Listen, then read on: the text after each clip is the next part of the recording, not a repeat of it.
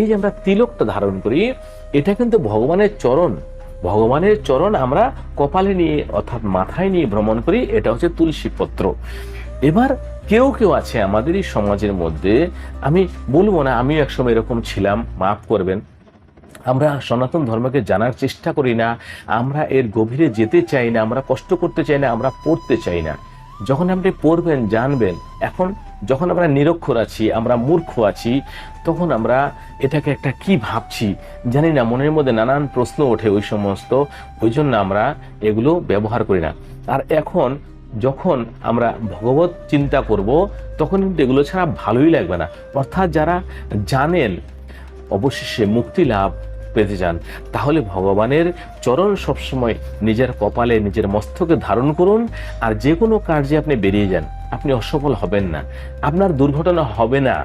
এগুলো প্রত্যক্ষ প্রমাণ।